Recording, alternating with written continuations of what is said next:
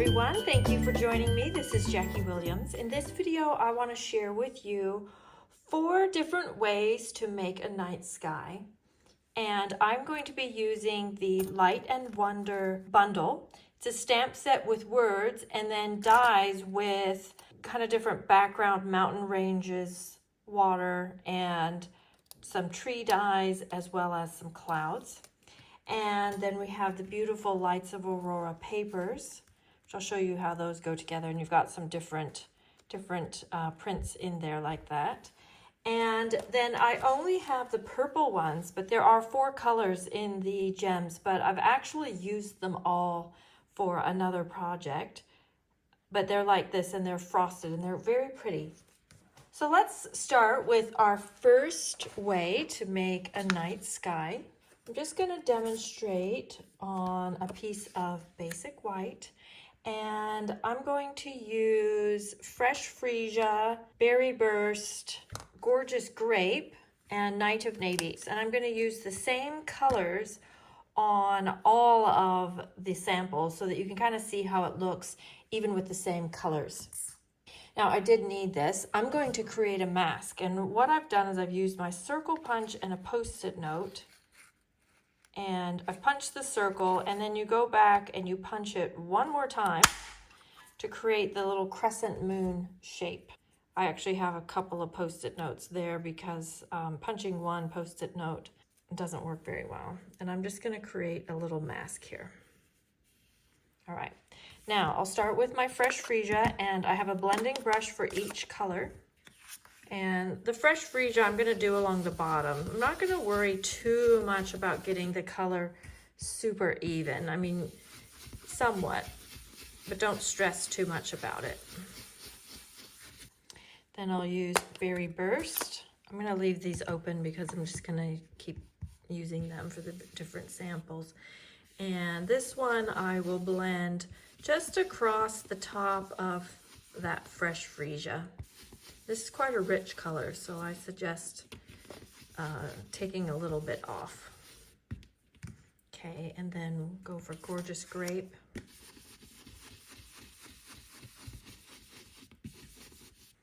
And then Night of Navy across the top.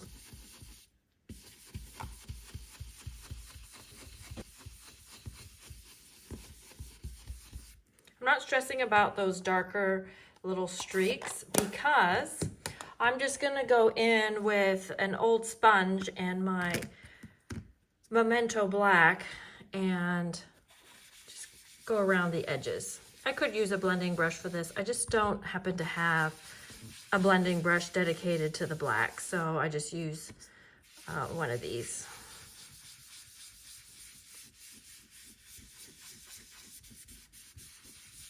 Okay, and you could go even more and make it darker if you wanted. And then before the ink dries too much, I'm just going to take a water painter and get the water running, and then just going to tap that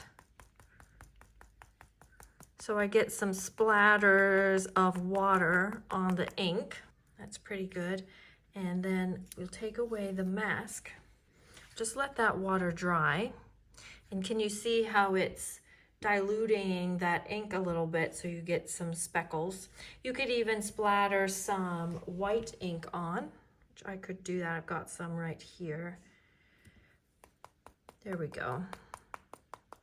I'm going to take my Fresh Freesia and just lightly go over that moon, just so it's not a really stark white. Just kind of takes the brightness off the white a little. Okay, then that is our sky, and then you would just put your die cut trees over. I use the big trees and I use the smaller trees in the front to give it a double layer. And this is what the finished project looks like, adding the gems and some words. Okay, let's go to method number 2 is actually using watercolor paper. And I'm going to open up my ink pad so that I've got the lid there so I can pick up more color. And what I'm going to do is actually just get my whole watercolor paper wet. This is a technique that I shared a few weeks ago, maybe 2 weeks ago. I say I'm picking up a little bit of color from my grid paper, but it doesn't matter because I'm using the same colors on all of them. And then I'll just pick up that fresh freesia, pick up a bit of berry burst, and then I'll pick up some gorgeous grape, and I'm putting a lot of water on here so the colors really blend. And a bit of the Night of Navy. And I'll do the same thing and go over the edges with that bit of black. And if your paper is still wet, this will blend a little bit.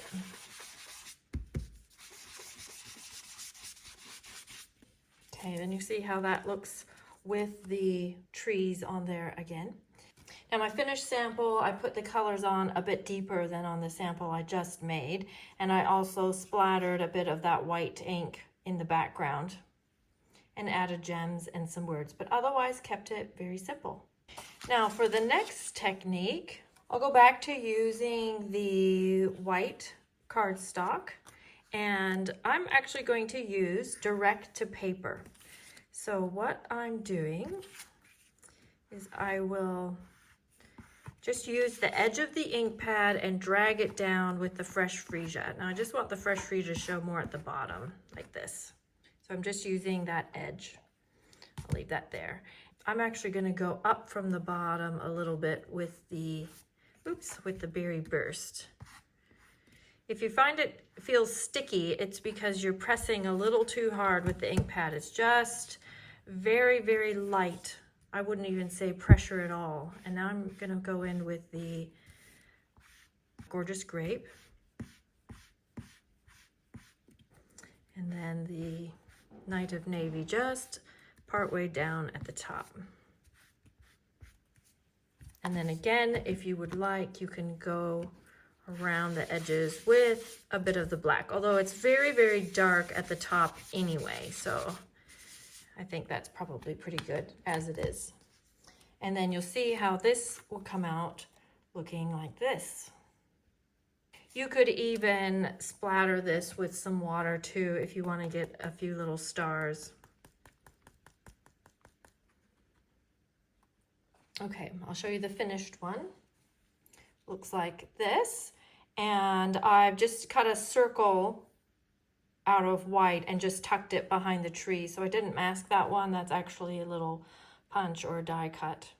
Okay, now I want to share with you a variation of that technique, which is probably my favorite of all the ideas. So we'll go back to our blending brushes, and you can be very messy with this one. It doesn't matter too much how this looks. Berry burst, just something like that. This particular technique you can do very quickly.